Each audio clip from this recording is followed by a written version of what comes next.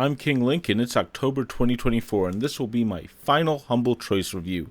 I mentioned at the end of last month's video that I had been making Humble Choice reviews for 5 years as of September, and I'm making one last video for everyone. After that, I'm not planning to continue the Humble Choice coverage on this channel. If you still want excellent reviews of Humble Choice, please check out Stealthy Sharon's video. I'll try to add a card here and a link in the description. That being said, I still have to cover the Humble Choice October 2024, and you know what? This is ending with a major set of games. One last piece of bad news. Unfortunately, there was an audio issue with our first two titles. The video is not going to sound correct. The central channel with the dialogue was not recorded or outputted for some reason. The audio was correct on my TV. Honestly, it's a personal issue. It's definitely my setup, and I'm not sure exactly what changed over the last month. Still, there is enjoyable music, but if you want to hear the actual experience, check out Let's Play. I've never intended to replace that, but let's get started with what's on the screen. The dead would know they've lost. They won't lay down without a fight. Remnant 2, a sequel to different types of Souls-like. Remnant is a randomized Souls-like third-person shooter with a focus on bosses, looting, and has full co-op for the entire game. If that sounds strange, well, obviously you haven't played that game yet. This, however, is the updated and improved sequel. This is a new story, so you can kind of just jump in here. It's kind of like Dark Souls, and each game is really good, but you can play them in any order. The shooting here is solid, and I constantly feel like I'm almost in a raid or a dungeon from an MMO in most areas, which is a good feeling. The mini-bosses feel like harder enemies, but the bosses are what really will stand out here, and they do feel like epic battles. Granted, it's a third-person shooter with a dodge roll, which is a strange combination at first, but after a while, this does feel right.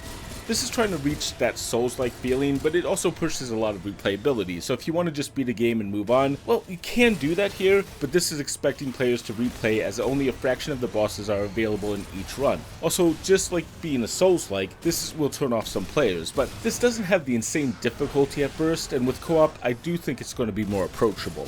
Pick this up if you like Souls-likes and you want to try them as a shooter. If you played the first game, this is a no-brainer. Technically, the first game was available in Humble Choice June 2023, so you may already have that, and if you do, well, you'll know if you want more. Still, this is a unique experience, especially for a Souls-like, and if you like third-person shooters with a bit of challenge, this would be a good choice. Just be prepared to play through this game multiple times if you want to see everything.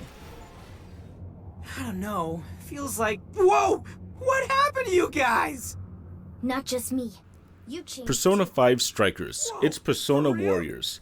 This game was made by the Persona team as well as Omega Force, which is better known as the Koei Tecmo team that does the Dynasty Warrior titles and pretty much all the Musou games. So what is this one about? Well, it's either a Persona game that has combat very similar to the Musou titles with large battlefields and a ton of enemies, or a Musou game with a lot of RPG elements and non-Musou gameplay. Truthfully, I think the former is correct. This is really a Persona game telling more Persona tier stories. You don't choose a level, instead there's an obscenely long opening like every Persona game, and then there's a lot of time spent outside the dungeon talking to friends. The dating system isn't here, as well as the time management system, but the title is still heavily based on Persona 5. Which is also a downside. You totally can start here if you want to skip the first game, but there's a 100-hour game that comes before this that's a typical JRPG. If you've played that and want to see more of these characters, then this exists. But there are of course spoilers. Even just who's in the cast is likely a spoiler for Persona 5, and you won't really understand why they're transforming into these characters because that's covered in the previous game.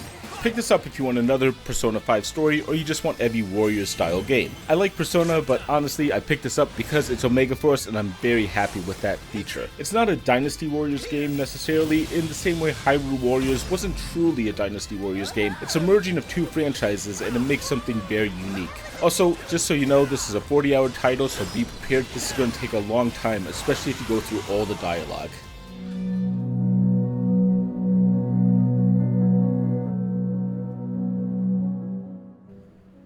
Jusant, a beautiful exploration game. Jusant takes the typical rock climbing that most games do if you hold a direction and tap a button, and wraps the entire game around that. Players will control a character that will alternate gripping between the right and left hand as they move through large, beautiful environments. The entire movement system is strange at first, but becomes fluid after a couple minutes and is quite fun. There's a lot of possibilities that Jusant uses, from leaping to swinging, and even a couple of clever puzzles where players need to take alternate routes. Sometimes games have had pieces of this, but I can't think of anything other than a VR game called The Climb, which does this as effortlessly and with such a focus on the actual climbing gameplay. The world here is gorgeous. Something has happened and everyone is gone so far, but every location here feels handcrafted and unique. You can almost imagine people living in these locations, even the craziest ones, where there's a toilet that's actually in a different tower that you have to jump to. The game pulls you so that you want to see the next amazing location or trick that you need to do to keep moving forward. I was looking forward to this game because of Dontnod's history with storytelling, and there is some storytelling here, but it's not a primary focus. This refines the gameplay to be the gem of the experience. Unfortunately, that means removing most of the narrative from the game. Though there is a narrative, it's not a strong spoken one, and even the writing feels like an alternate story. Pick this up if you like exploring interesting locations. If you ever play a game and come to a fork in the path and always want to explore both of those paths to see what you might find, Jusant is perfect for you. If the climbing on the screen is interesting or you are curious, Jusant will almost certainly please you.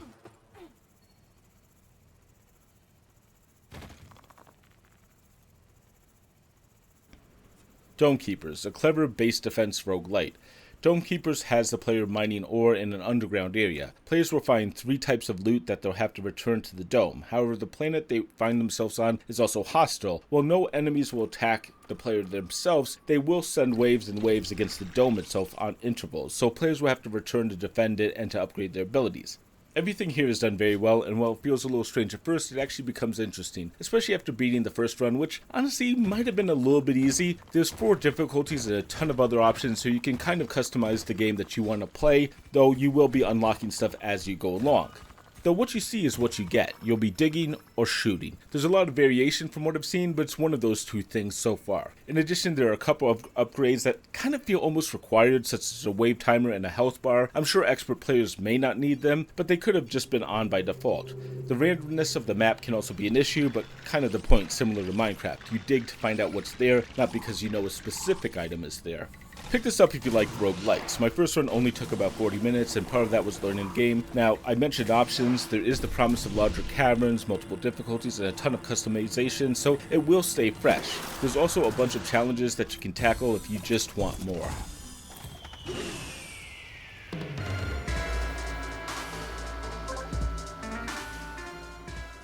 Jack Move, a pixel art cyberpunk RPG.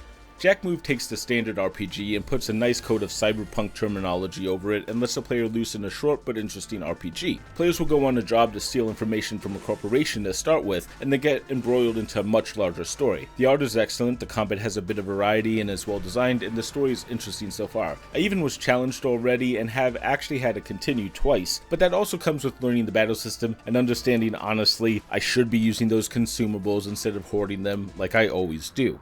The writing walks a line, and for every clever phrase and updated terminology the game has, there's a couple groaners of lines as well. Nothing that would stop you from playing, but it does try way too hard to update lingo to be cool and hip.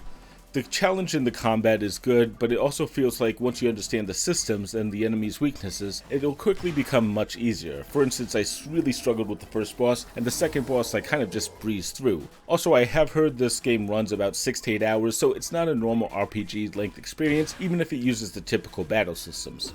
Pick this up if you like cyberpunk or RPGs. This is a delightful combination, and while it won't last that long, this does also mean that it won't overstay its welcome. I'm a person who believes RPGs get bloated with grinding, and this one doesn't feel like it'll fall into that same trap.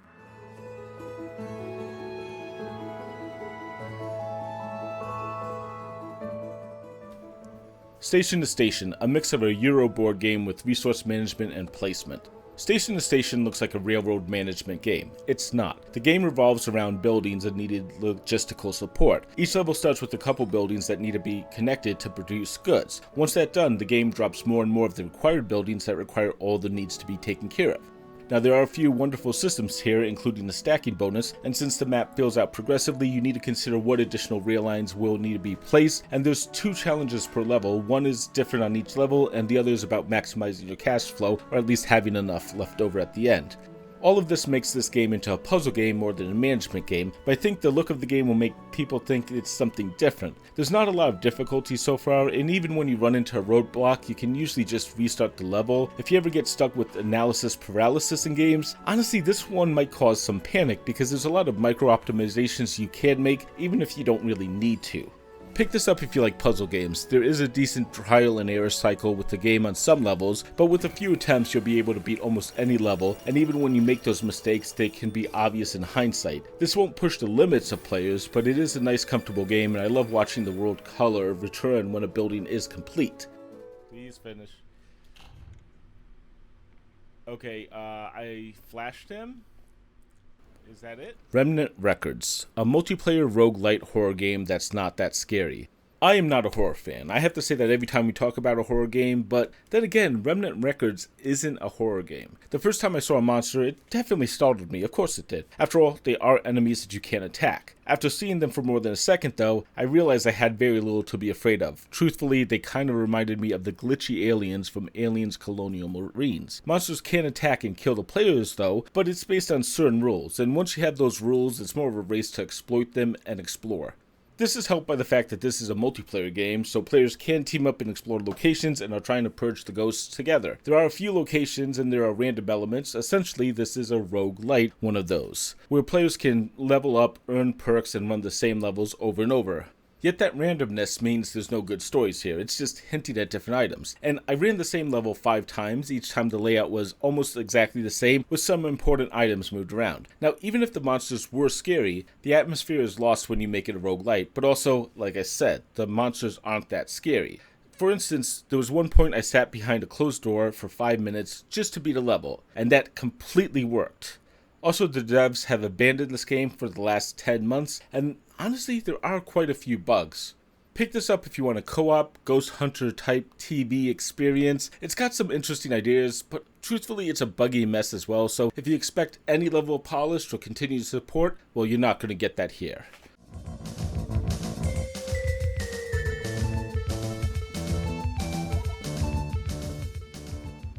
McPixel 3. Memes!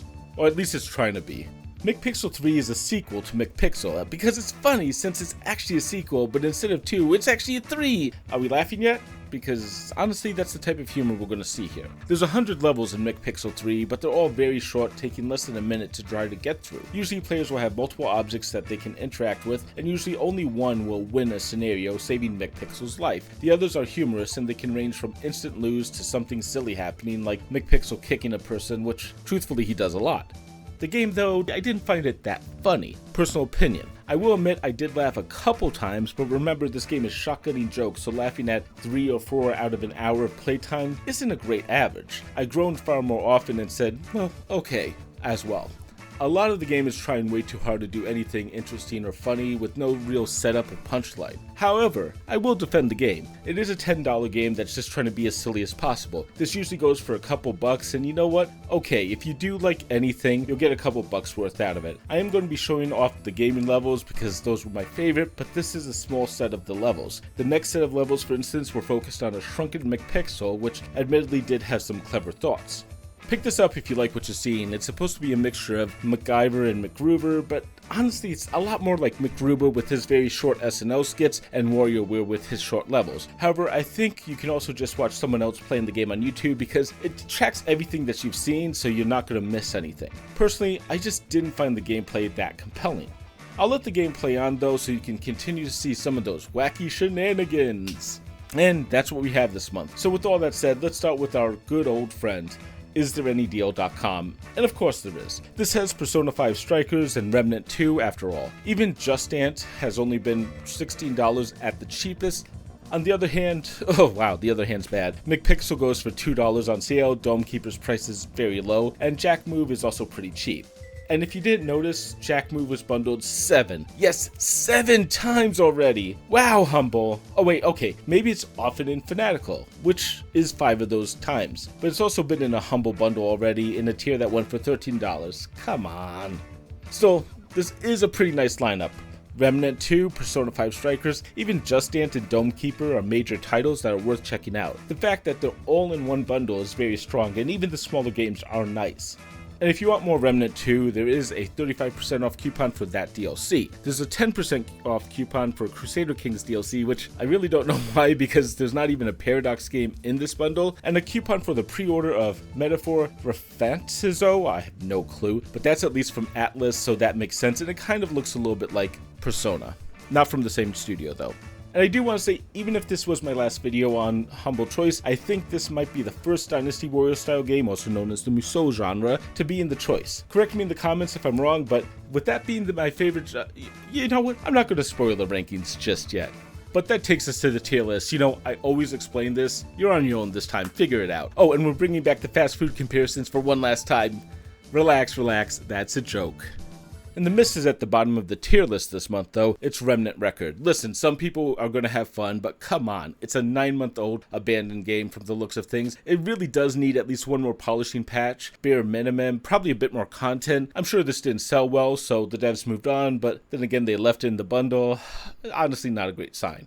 Luckily, we can move up to the average tier, and at the bottom here is McPixel 3. Someone's going to find this funny, okay, but I can get you some cat pictures too. The humor here is a bit weak. It's an interesting concept, but you're just clicking around to see everything possible. And above that is Jack Move. This is an interesting and decently challenging RPG so far, but I can't help deny that the short runtime is only going to appeal to someone like me. I think most people want RPGs to run more towards 20 hours, and this one definitely is not going to last that long. So at the halfway point, we have only talked about 3 games and have 5 more to go. Let's start looking at the strong contenders. And we'll start with Station to Station. I found this to be charming. It's a unique puzzle game. I already can feel that it's not going to last too long, but it has a good feel, and even when I failed, I truly didn't get mad at it, but saw how I went wrong and had to try to improve that for the next round. Low-key game, but still a fun time. Following that is Dome Keepers, and I totally get this game. I actually kept playing a little bit for after the hour because I just wanted to see more. The challenges are quite varied, and I'm sure there's a ton of content to explore and try out. I was actually on the edge of my seat for most of my run. Granted, I did play Brutal, the second highest difficulty, because that's the recommended one, but that was a good mix of tension and challenge, though I could improve a lot more in the game and probably will need to if I go for bigger dungeons. At the top of the strong contender tier is Jusant. This is almost certainly a game I'll continue to play. I love the experience, but it's not going to last that long. It's about 4 hours long, unfortunately. Still, this is a game I could probably pick up every year for a playthrough just because it's just engaging and I love the exploration, world, and graphics. And there we are, 3 tiers down and just 2 headliners left. Not shocking this month, these are pretty major titles. And in games worth the full bundle price, we'll start with Remnant 2. Thanks so much for getting rid of the long title from the first game. In the giant pantheon of Souls-likes, outside of From Software, there's a lot of good attempts that, truthfully, I don't enjoy. Even From Software doesn't do the best job in getting me engaged, but if I had to choose a Soul-like to play right now, Remnant 2 would be on the short list if not chosen. Some people will say that's because of the guns and shooting, that this is not a true Souls-like. I would tell them that I would still choose it, and they're gonna have to deal with it.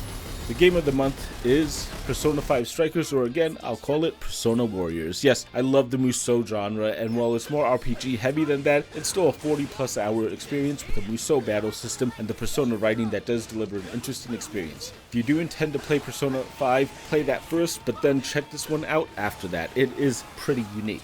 And that is a wrap. 5 years in a month, like I mentioned. I honestly can't believe I'm ending on a Musou game. That's actually insane. I'm so happy about that. But with that, this is my final Humble Choice video. I have heard the responses from people, and I thought a bit about if I want to continue in some format, and the simple fact is, I don't see it. At least not today. We'll see. Now, I want to thank you. Yes, you, the person watching this video. You've watched the video to the end, which isn't something most people do, so just in that, I appreciate the support. You clearly care enough to make it this far. That's assuming you haven't fallen asleep with the video playing, which honestly I don't have any metrics on, but I assume does happen. Still, I want to say thank you from the bottom of my heart. It means the world, and I've had an absolute amazing time covering all these titles. As said before, I probably will return with more videos. Now, I do have a couple of concepts for videos planned. I made an important game pass at Tokyo Extreme Racer 3 that I do want to talk about. It fixed an unbeatable game to be beatable for the first time in 20 years since release. I'm also kicking around a series that might be called Still Great, where I look back at some retro games that are still worth playing, probably starting with the PlayStation 2 era. I was thinking about covering SSX 3, Earth Defense Force, and maybe even talking about PlayStation Collectathon, Spyro, and Crash. If any of those sound interesting, or you have suggestions of what you'd like to see on the channel, please let me know down in the comments. Wow, those games are actually 20 years old. I can't believe it. Still, consider subscribing to see what, if anything, comes next. And if you want to see another video from me, click on any of the choices on the screen. Oh, and one more time, Stealthy Cerrone is definitely my pick. If you want to hear more about Humble Choice, I'm going to be linking his channel here, and in the description, give him a sub. He's definitely worth checking out. Thank you all once again, and I hope I'll see you next time.